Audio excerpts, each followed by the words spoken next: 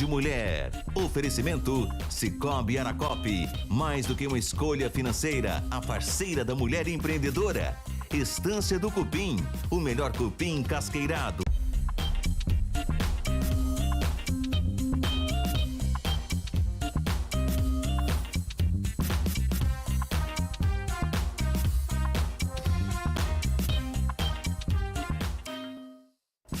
Band Mulher já começou para você uma excelente tarde. Vem comigo porque hoje é um dia que a gente fala muito sobre saúde. Toda terça-feira, já anota na sua agenda.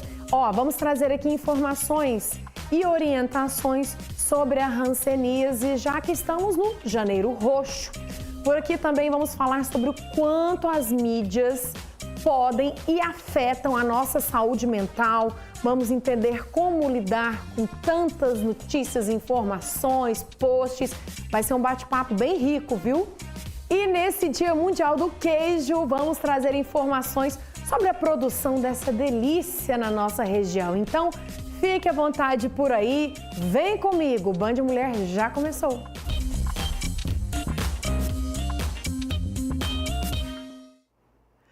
Bora começar falando de algo que todo mineirinho gosta. Hoje é celebrado o Dia Mundial do Queijo, que é, cá entre nós, o nosso patrimônio cultural e material. E para celebrar a data, o nosso amigo Everton Fernandes, o apresentador do Agroband, vem para trazer dados sobre a produção dessa delícia. Boa tarde para você, Everton.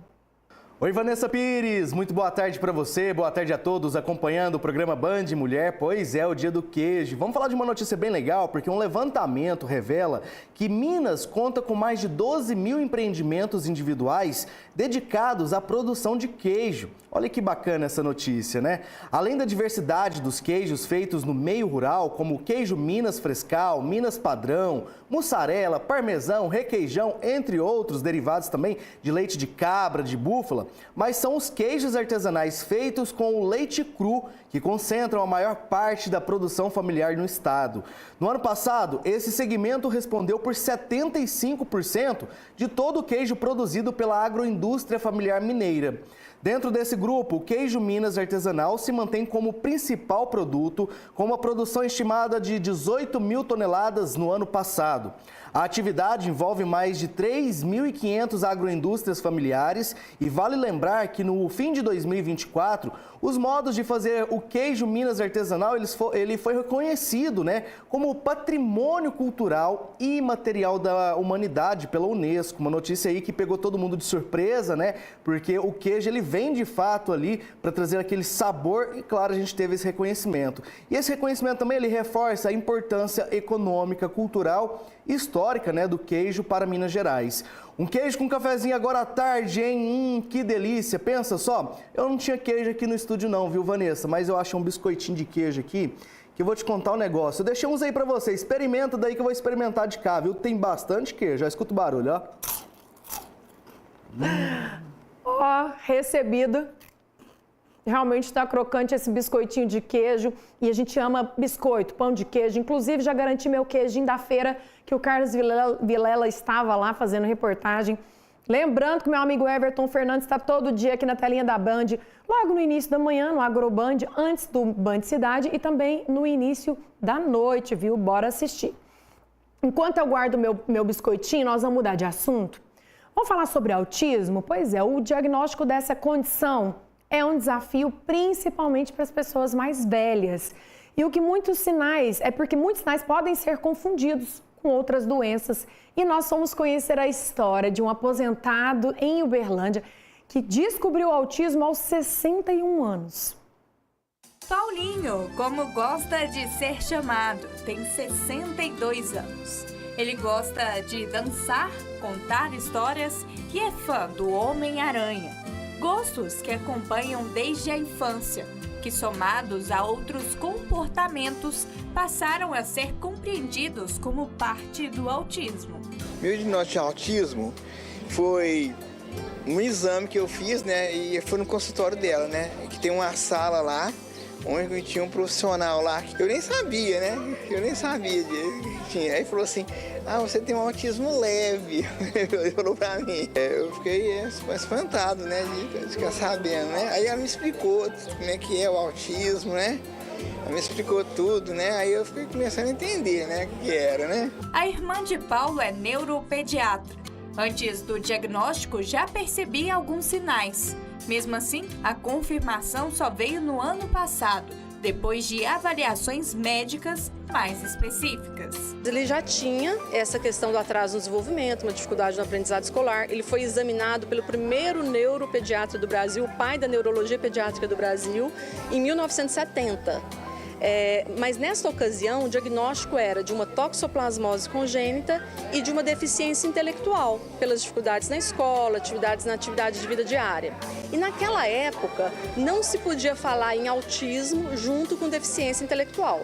Então eu fui analisando as informações que a minha mãe me trazia da infância dele, que eu não vivenciei a infância, e de fato fui vendo assim que tinham muitos critérios que realmente batiam. Levantamentos mostram que milhares de idosos no Brasil estão dentro do espectro, mas muitos ainda não têm diagnóstico. Na terceira idade, identificar o autismo é mais difícil, porque os sinais podem ser confundidos com outras doenças. Mesmo assim, o tratamento é importante e envolve acompanhamento médico, apoio psicológico e orientação à família para garantir mais qualidade de vida. Muitas dessas pessoas tiveram, às vezes, quadros mais leves, então havia uma dificuldade na interação social, na comunicação, pensava-se mais numa timidez e não especificamente nessas habilidades socioemocionais. Depois do diagnóstico, Paulinho passou a se entender melhor e a rotina ficou mais leve. E ele recebe mais apoio e segue fazendo o que gosta e distribuindo muitos sorrisos. E você gosta muito de Homem-Aranha? Gosto, eu adoro. Tem tudo de Homem-Aranha? Inclusive essa garrafinha aqui, ó. Meu cunhado me deu.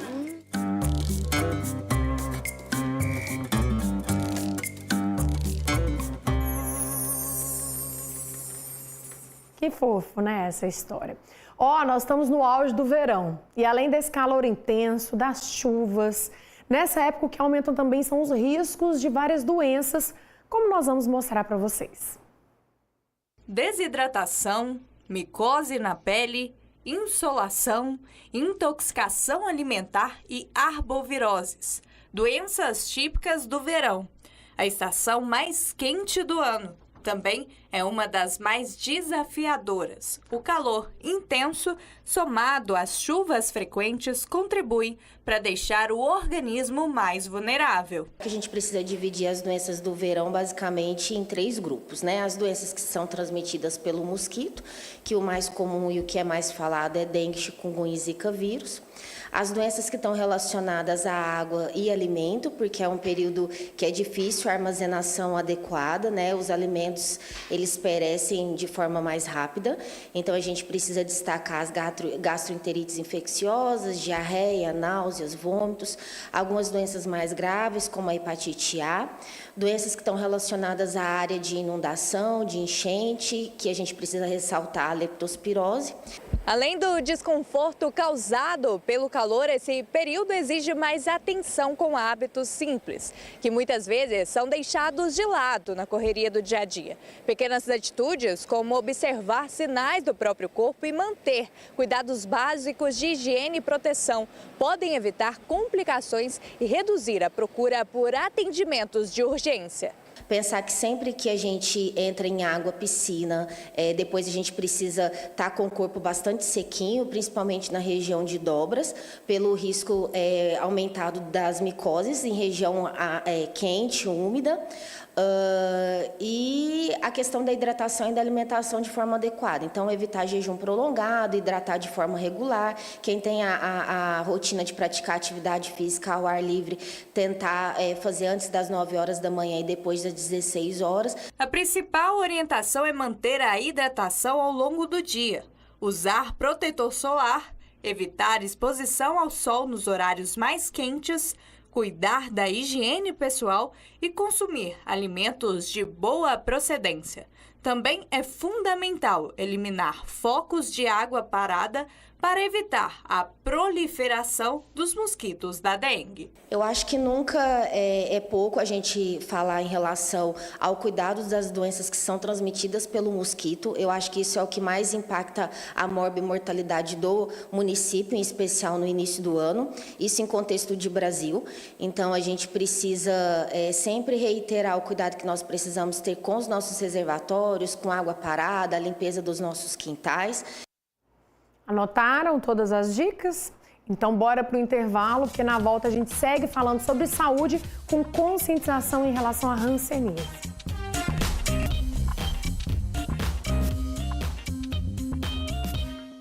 O Sicoob Aracop tem tudo o que você precisa e o melhor, pertinho de você. Comodidade no digital e também no presencial. Afinal, estamos em 24 localidades, com 31 pontos de atendimento. Abra sua conta e passe a contar com soluções financeiras sob medida para você, para a sua empresa e para o agronegócio. Sicoob Aracop. Deixe o cooperativismo te surpreender. Afinal, é aqui onde todos cooperam e crescem juntos. Meus filhos, vocês não têm noção não do tanto que essa Uniub é gigante. Laboratório de tudo quanto é jeito, clínica e hospitais para aprender na prática. A Uniub cuida da gente e dos bichinhos também. Tem até a cidade do agro, meu filho. Campos em Uberaba e Uberlândia. São mais de 100 mil formados fazendo sucesso mundo afora. Tem base um trem desse? Do técnico ao doutorado, tá todo mundo na Uniub. Só falta você. E você tá esperando o quê? A sua universidade de verdade. No especial de verão do Leal só tem ofertas quentes. Musclo ou capa de contrafilé a vácuo, R$ 27,98. Pernil com osso, R$ 14,98. Arroz Vasconcelos, R$ 20,79. Cebola, repolho ou limão, R$ 1,98. Batata, banana nanica ou cabotiá, R$ 2,95.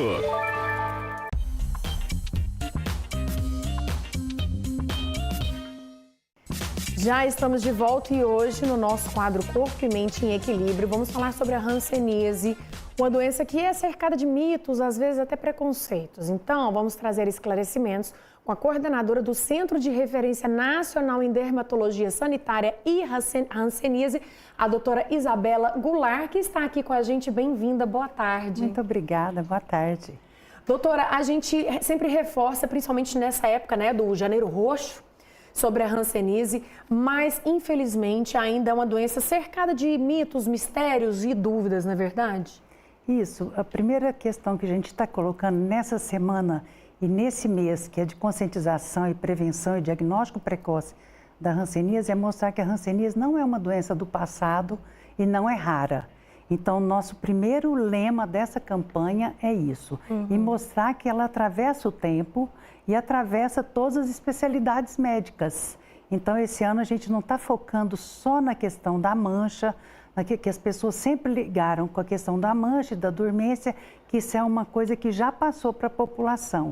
Então, esse ano a gente quer passar para que vários profissionais de outras especialidades médicas possam fazer esse olhar atento, esse diagnóstico precoce dentro da sua especialidade. Legal. Antes da gente trazer, que são vários sintomas que às vezes são até confundidos, para que as pessoas que estão em casa entendam melhor, vamos falar um pouco mais sobre a hanseníase. Como que é essa doença? Ela é infecciosa, tem cura, e antigamente ela tinha até um nome, era a mesma lepra que antigamente falava, não é isso? A gente até mudou o nome da doença para passar um conceito de que ela envolve uma bactéria. Então, para tratamento de bactéria, a gente usa antibiótico. É uma doença infecciosa crônica, então, causada por essa bactéria que a gente chama de bacilo de Hansen, que foi ele que descobriu em 1873. Então, ela está atravessando esse tempo todo. Então, desde que você tenha um bacilo, uma bactéria que causa, você tem tratamento e tem cura para essa doença. É uma doença infecciosa crônica e pela sutileza dos sinais e sintomas é que a gente acaba fazendo o diagnóstico tardio e gerando então a incapacidade, as deficiências físicas e o estigma relacionado então à questão bíblica, que a gente não tem sentido mais no século XXI fazer essa correlação, porque nós temos tratamento, nós temos cura e o diagnóstico é que precisa ser mais precoce. Esse olhar atento de toda a comunidade, de todos os profissionais e multiprofissionais, para que a gente possa saber quais são os sinais e sintomas e favorecer esse diagnóstico precoce e uma qualidade de vida melhor para esses pacientes. Quando a gente fala sobre sintomas, como você mesmo disse, muitas pessoas conhecem sobre as manchas na pele, mas vai muito além disso. Então, eu queria que você comentasse sobre esses que são os mais, né, os que mais as pessoas veem, mas também aqueles pelos quais outros profissionais podem estar atentos. Olha, é interessante a gente saber, por exemplo, que 20% dos nossos casos aqui que a gente atende só tem lesão nos nervos, não tem nada na pele. Então você vê que é um sintoma neural. O que é sintoma neural? É uma fraqueza, é uma dor num trajeto de nervos, é um abscesso de nervo que aparece assim, vai aparecendo uma dor intensa nesse nervo, acaba indo para o ortopedista, ele não sabe que esse abscesso pode vir de uma lesão da hanseníase, um pé insensível. Então, essa questão da gente lembrar, por exemplo, para o angiologista, que pode vir com edema de membros inferiores, que é um inchaço nas pernas, cronicamente, que ele vai falar que é um problema de circulação, ele fala que a dormência é um problema de circulação e não faz nenhuma ligação com a questão da hanseníase. Então, numa área endêmica, então, como não é uma doença rara, né, e ela nem é do passado, então a gente tem que lembrar para o angiologista que pode aparecer para ele, para o otorrinolaringologista que pode vir como uma obstrução nasal crônica, sintomas de sinusite, perda do olfato e que ele não vê que ele está infiltrado. Então, inchaço do rosto e das orelhas. Ele pode aparecer, então, para o neurologista, que a gente já falou, o ortopedista, o angiologista, o reumatologista, porque nós temos muitas lesões articulares na hanseníase, nas articulações, que o povo fala, nas juntas. Então, nós também temos que lembrar que esse paciente que vai fazer diagnóstico de lúpus, de artrite reumatoide, de sarcoidose, de outras doenças reumatológicas, podem ter uma interface com a hanseníase. Enfim, a gente abriu esse leque para todos os profissionais, o infectologista, que às vezes pega um paciente com febre de origem indeterminada, meses e meses sem fazer diagnóstico e de repente esqueceu de avaliar que pode ser uma hanseníase. Então a gente está batendo de frente com isso, para esse olhar atento de falando que cada especialista, cada olhar atento vai ser importante para nós. Como tem lesão na boca, então chamamos o dentista também. Como tem lesão que vai para o fisioterapeuta, que é importante ele identificar. Então não é só para a questão da atenção primária à saúde, da mancha, da dormência, mas para outras especialidades e outros profissionais. É ampliar esse olhar que a gente consegue fazer uma qualidade de vida para esse paciente, mudar a qualidade de vida desse paciente e da família. É verdade. Quais são os riscos de um diagnóstico tardio? As sequelas. As sequelas que mantêm o estigma, que as pessoas morrem de medo. Então, você tem, às vezes, o pé caído, a mão engarra, né? O nariz desabado, as feridas nas pernas e nos pés, que decorrente da insensibilidade. Então, essas sequelas que a gente não precisa mais hoje, e graças a Deus hoje a gente tem menos. Se você pegar nosso atendimento esse ano, a gente tem 13,5% de pacientes que já têm alguma sequela. Antes era 25%. Então, a gente tem trabalhado para que esse diagnóstico... E a gente precisa desse pulo do gato agora, sabe? Para fazer, olha, gente, vamos cada um reconhecer, vamos cada um tomar a responsabilidade dessa endemia na nossa frente, que a gente tem muito o que fazer ainda. E o diagnóstico, a partir do momento que se tem o diagnóstico, ele tem cura, é feito um tratamento, depois um acompanhamento com esse paciente e com toda a família, não é verdade? E tudo isso feito de forma gratuita, oferecido pelo SUS. Em Uberlândia tem o centro onde você, né, coordena lá. Então, assim, tem todo esse acompanhamento, né? Por que a gente precisa de uma rede de atenção? Porque a hanseníase não é uma doença aguda, é uma doença infecciosa crônica. Você não cura em 3 meses. Ela apresenta reações inflamatórias, às vezes graves, que precisam de uma internação. Então, a gente precisa dessa rede que esses especialistas podem nos ajudar. Então, para que não tenha sequela, e a gente pode melhorar a qualidade de vida. A sequela é que mantém o estigma. Então, nós queremos a hanseníase do século XXI, sem sequela. Em Uberlândia, por exemplo, entre os casos novos, só do município de Uberlândia, foi 2,7%. Mas quando eu junto os 85 municípios que nós atendemos, que somos pactuados com a rede de atenção do Sistema Único de Saúde, aí vai para 13,2%. Então, quer dizer, a gente tem feito um trabalho, o diagnóstico precoce que você perguntou, que envolve a vigilância dos contatos familiares. A gente faz um diagnóstico assim, fica muito atento, fazemos sorologia para identificar se ele já foi exposto e fazemos um diagnóstico assim molecular. Muitas vezes, para você ver o bacilo, você tem que ter muito bacilo. Às vezes ele está no início, então nós fazemos teste de DNA do bacilo.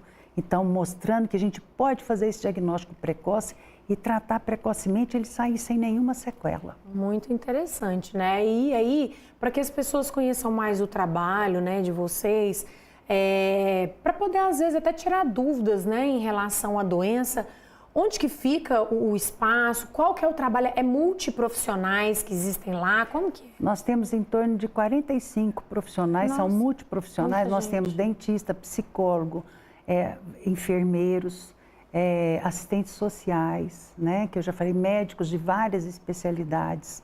Então, fisioterapeutas, terapeutas ocupacionais, técnico ortesista. Então, a gente tem uma gama de profissionais para dar esse tipo de atenção especializada quando esse paciente precisa. E estamos na retaguarda do Sistema Único de Saúde. Então, o médico é que encaminha para nós e nós fazemos o que é necessário, dando essa retaguarda para cada equipe de saúde que está lá na ponta e fazendo o que ele precisa de atendimento secundário e terciário da atenção. E aproveitando mais uma vez, né, para reforçar que às vezes você que é médico, né, ter atenção para isso, né, não só para, como a doutora falou, o diagnóstico pode ser um sintoma não daqueles que a gente está, né, acostumado. Que são sutis, né, às vezes, isso. E para você que está assistindo a gente, que é paciente, às vezes, que está com aquela dor, algo diferente, fala, doutor, e se? Será que a gente pode fazer um exame a mais para checar se não pode ser, né? Isso, o paciente muitas vezes fala, isso não pode ser hanseníase, eu olhei, e às vezes o médico insiste que não, e nós queremos tirar isso. O paciente às vezes sabe que ele está, eu vi, doutor, eu acho que eu estou com hanseníase, e às vezes o médico fala, não, mas você não. Como se fosse uma coisa de outro mundo, entendeu? E está ali, na cara dele. Então a gente resolveu ir por esse lado nesse ano, porque a gente acha que nós vamos colher muitos frutos. Muito bem. Com esse olhar atento de cada profissional. Conte com a gente para seguir divulgando aí, né, esse trabalho de vocês, tá, doutora? Muito obrigada, vocês sempre estão juntos, viu? A gente que agradece, viu, pela sua atenção, por participar aqui do nosso quadro hoje, tá? Eu que agradeço, obrigada. E vocês sabem, né, a gente está falando aqui sobre diagnóstico precoce, e quando o diagnóstico precoce ele é feito com cuidado com a sua saúde, nosso patrocinador, que é o Check-up Medicina e Diagnóstico, tem um papel essencial. Gente, referência em análises clínicas e diagnóstico por imagem, o laboratório oferece exames que auxiliam na investigação de diversas doenças infecciosas e inflamatórias, incluindo aquelas que afetam a pele e o sistema nervoso, como a gente acabou de falar sobre a hanseníase.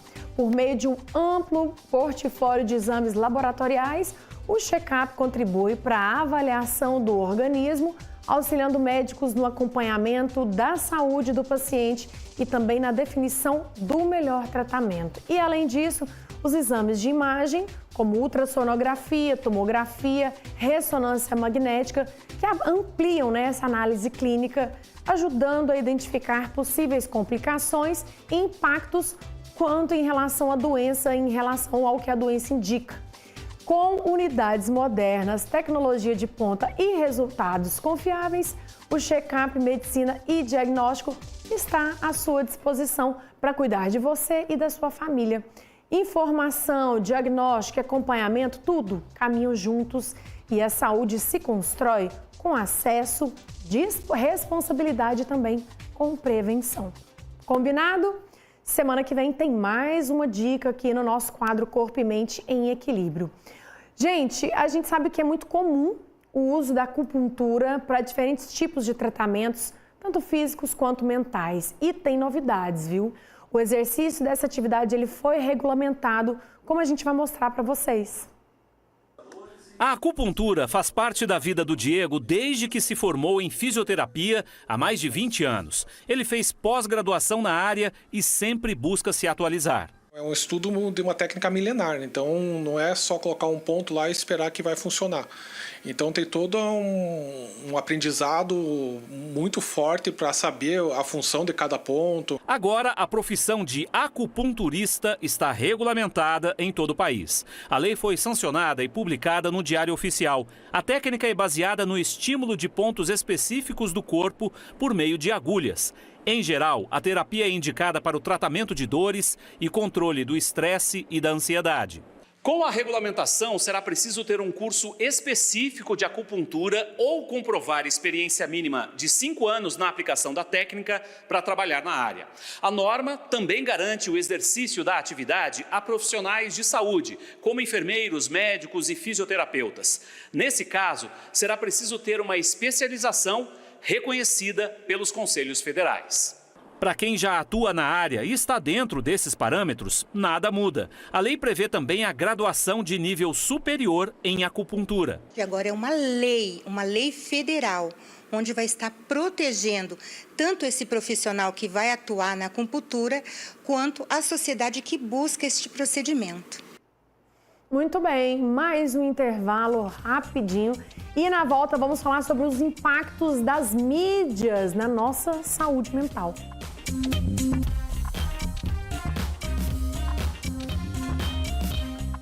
Band Mulher. Oferecimento Sicoob Aracop. Mais do que uma escolha financeira, a parceira da mulher empreendedora.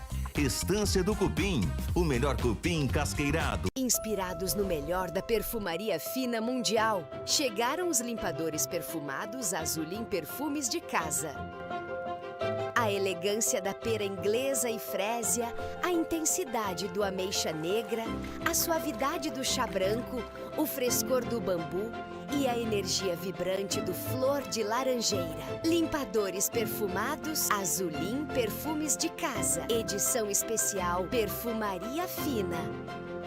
No especial de verão do Leal só tem ofertas quentes. Musclo ou capa de contrafilé a vácuo, R$ 27,98. Pernil com osso, R$ 14,98. Arroz Vasconcelos, R$ 20,79. Cebola, repolho ou limão, R$ 1,98. Batata, banana nanica ou cabotiá, R$ 2,95.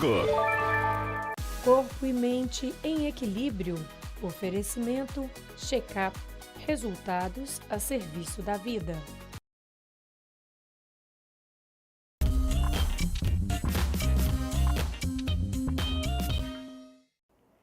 Já estamos de volta. Gente, todo mundo sabe, as mídias, elas interferem muito na forma como a gente se comunica, se expõe, se percebe.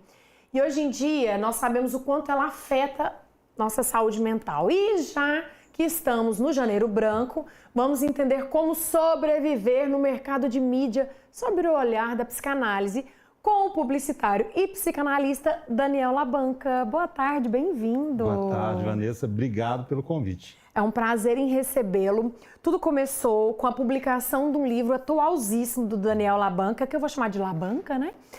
E aí eu falei, vem aqui porque a gente precisa bater um papo. Porque quando se fala de saúde mental, sempre entra no quesito mídias, principalmente as mídias sociais. Como vem impactando tanto o tal da rede social, mídia social, na saúde das pessoas, né? E muito. Olha, assim, aliás, vai até onde a gente nem imagina que impacta, acaba impactando também. A gente, às vezes, subestima, né, o que é relacionado à saúde mental, ao estado psíquico da nossa mente mesmo, e sem perceber que alguns hábitos que a gente tem no dia a dia podem estar colaborando, inclusive, para a criação ou agravamento de alguns problemas. E entre eles, como você bem falou, é o consumo exagerado ou até mesmo inadequado das mídias que a gente tem literalmente na palma das nossas mãos, né? É verdade, né? Olá, Banca, você, publicitário há muito tempo, já entende muito, passou por toda essa transformação, inclusive assim, quero até que você traz, foram muitas transformações quando a gente fala no mercado publicitário, lá de algum tempo atrás para hoje, né? Que existe fácil na mão de todo mundo a rede social. A gente estava conversando nos bastidores que antes era assim, de cá a publicidade, de lá o cliente, mas agora virou uma mistura com as redes sociais. É via de mão dupla, né? São muitas as transformações. Aliás, até a iniciativa de fazer o livro veio por aí. De tanta transformação que a gente vem vivendo tanto da nossa parte de cá, quem produz a comunicação, nós como agentes de comunicação, né, Vanessa? A gente passou e vem vivendo, aliás, não para, porque é uma área que tem transformações todos os dias. Quanto também na parte de quem está de lá, do usuário. Então, se para nós que fazemos a comunicação, hoje a gente tem na mão aí muito mais meios, canais, jeitos diferentes de se comunicar com a população, para quem assiste também. A pessoa hoje tem canais não só para receber, mas também para ela também se conectar com o mundo. Isso é muito tentador, ainda mais no mundo onde as empresas que fazem, a indústria tecnológica, a indústria por trás das redes sociais, quer justamente estimular que você gaste o máximo de tempo possível ali, ó, fazendo esse gesto aqui, navegando, né? Verdade, e com isso o tempo vai passando, a mente vai enchendo de coisas fúteis, e aí... Mas hoje em dia, por exemplo, são tantas pessoas dando opinião, existem os influenciadores e etc. Ah, não, o legal é o amarelo, não, o legal é o branco. Aí cada hora a pessoa tem uma opinião, tem um gosto e vira uma bola de neve, a pessoa não, acho que ela perde até o autocontrole, já não sabe nem do que gosta mais. É, o excesso de estímulo. E aí a gente já começa a falar naquilo que a gente dizia, do que é realmente o título do livro, né? Aquele chama Sintomas da Comunicação, não é por acaso. Os sintomas que a gente traz justamente por isso, primeiro, você falou aí do excesso de opinião. A gente está recebendo um excesso de estímulos que muitas vezes vai até além do que a gente poderia suportar. Ainda mais quando a gente fala de crianças. Crianças estão tendo um acesso muito mais cedo às telas e, com isso, elas não estão preparadas para aquele turbilhão de estímulos que elas estão recebendo ali e sofrendo as consequências disso também. E com relação às opiniões diversas, aí há um outro fenômeno que eu também trago aqui nesse livro, que é a polarização e também a cristalização das opiniões. Ao mesmo tempo que a internet possibilita e traz para a gente opinião de tudo que é lado, a gente tem vivido em verdadeiras bolhas. Por quê? Algo que a gente chama de algoritmos, né? Que é aquela propriedade que tem ali na rede social que vai fazer você receber só o assunto que você gosta, às vezes até alguma coisa que a gente falou, meu Deus do céu, eu mal pesquisei e já apareceu para mim. Isso vai estimulando a gente a cada vez mais ficar com a nossa opinião ali enraizada. Olha, eu recebo só o que eu gosto, eu recebo só algo que reforça a minha crença. Então, a partir daquilo, primeiro, eu começo a achar que está todo mundo falando, está todo mundo falando disso, verdade. Na verdade, é a sua bolha. E segundo, as pessoas estão ficando cada vez mais intolerantes ao que é estranho a elas. Ah, se não é a minha opinião, eu não só respeito e ouço, mas eu desenvolvo uma intolerância, porque aquilo fica tão estranho para mim. E aí, na lógica do lado de cá, de quem faz a comunicação, ficamos nós, os agentes de comunicação e as marcas, as empresas, para quem empreende também, sempre pisando em ovos ali. Hoje, muito mais preocupadas com a reatividade que está excessiva das pessoas e com aquilo que elas podem nem só pensar, mas interpretar, às vezes de uma maneira até equivocada, né? E desse jeito as amizades vão embora, as famílias vão se discutindo, a gente numa mesa de um bar já não conversa mais sobre assuntos tranquilos, fica cada um querendo defender a sua ideia que é dona de si, é verdade. E aí acaba o relacionamento, a pessoa já fica ali triste e vai impactando na saúde mental. Impacta muito, né? Primeiro essa questão que você falou, a relação interpessoal, e impacta também no nosso empobrecimento intelectual, de uma certa maneira, que é onde a gente deixa de escutar algo que é diferente para nós e deixa até de procurar, né?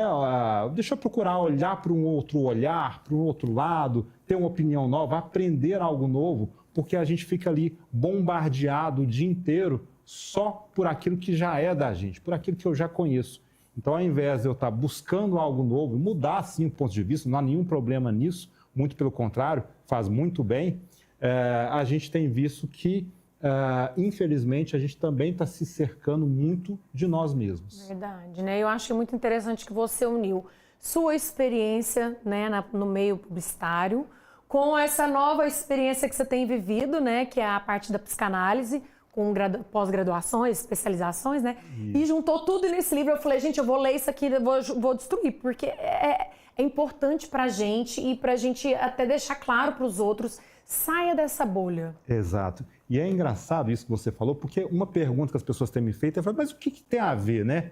Mas antigamente, quando a gente fazia, né, tanto na parte da publicidade, como da comunicação em si, jornalismo, a gente procurava muitas vezes, olha, eu tenho uma mensagem aqui, e às vezes o maior grau de preocupação que eu vou ter é se aquilo está bonito, está feio, está bem posicionado ou mal posicionado.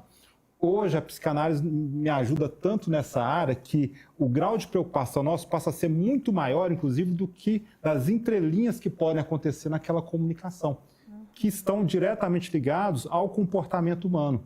Então, é exaustivo hoje o quanto que a gente gasta de tempo para elaborar uma comunicação, raciocinando se aquilo vai ter um viés que a gente não queria dizer, uma conotação que pode ser interpretada de uma maneira negativa, como que as pessoas vão se comunicar a partir daquilo e até o grau de responsabilidade que a gente tem sobre o que no final das coisas pode resultar num comportamento errado, em alterar mesmo o estado daquela pessoa que está assistindo ali. Às vezes a gente, como já trabalhando com comunicação, tem noção do todo para saber discernir. O que você dá de dica para quem está assistindo, que às vezes está dentro desse processo de só absorver e não entender que, como você mesmo disse, hoje em dia com o algoritmo a pessoa vai ficar recebendo, vai reforçar aquela ideia e não vai abrir a mente para outras ideias. O que a gente pode falar para essas pessoas? Olha, primeiro que a gente precisa fazer realmente um detox desses hábitos novos que a gente está. Por quê? Porque é muito impressionante o quanto que aquilo que nos é prazeroso, né, naturalmente, ele faz com que a gente vá querendo mais e mais. E aí, sem ver, sem perceber, a gente já se vê mergulhado numa imensidão de problemas. Então, a gente se afastar um pouco desses hábitos que podem ser tóxicos, como ficar só em rede social o dia inteiro. Eu achei interessante que passou uma reportagem aqui no início do programa sobre a questão diagnóstica ali, falando do espectro autista, né? Como que tem confusão. E na saúde mental, hoje existe confusão diagnóstica, inclusive de pessoas que estão tendo sintomas por estar excessivamente grudadas nas telas, que se confundem com vários transtornos, síndromes por aí. E elas vão achar que tem outras coisas, quando, na verdade, se ela simplesmente mudar esse hábito ali de ficar o dia inteiro mergulhado ali na tela, ela poderia se desvencilhar daquele cansaço, a fadiga mental, muita coisa que está sendo afetada aí. E aí o livro está disponível, tem ele na internet para o pessoal comprar. Eu achei interessante, porque eu acho que todo mundo está em casa, está querendo descobrir como que eu vou ler. Leia antes de consumir. Isso é importante. Deixe de consumir sem antes pesquisar. Não é só consumir bens materiais, gente. Consumir informação, que é o que nós estamos dizendo aqui, né? Exatamente. Especialmente a informação, né? Porque ela é o princípio de tudo. O livro está disponível. Ele tem na loja física da leitura e para quem quer receber na comodidade de casa, pode pedir na Amazon também, pesquisa lá Sintomas da Comunicação, que vai achar o link e o livro lá. Muito bacana. Antes da gente encerrar aquele recado final, já que eu já pedi vários conselhos, mas você aí, como especialista em ambas áreas, para transformar mesmo, para as pessoas se tocarem, deixar um pouco as telas, as mídias e tentar cuidar mais da saúde mental.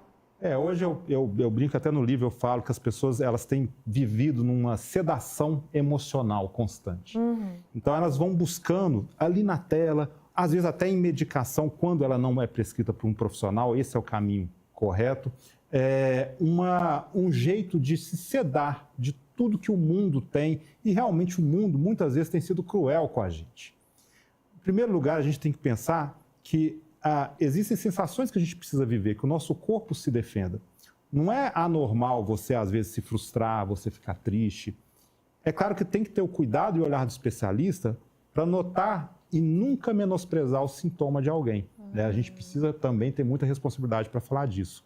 Mas para a gente parar para pensar o quanto daquilo que a gente imagina que está vivendo não é uma imposição que a gente está vendo por aí, de ter uma vida perfeita, uma vida regrada a filtros que a gente coloca ali na rede social, que todo mundo pinta, altas viagens, aquilo que eu pareço ser, mas que na verdade a gente está sendo influenciado por ali. e que você pode se permitir sim. Sua vida não precisa ser perfeita.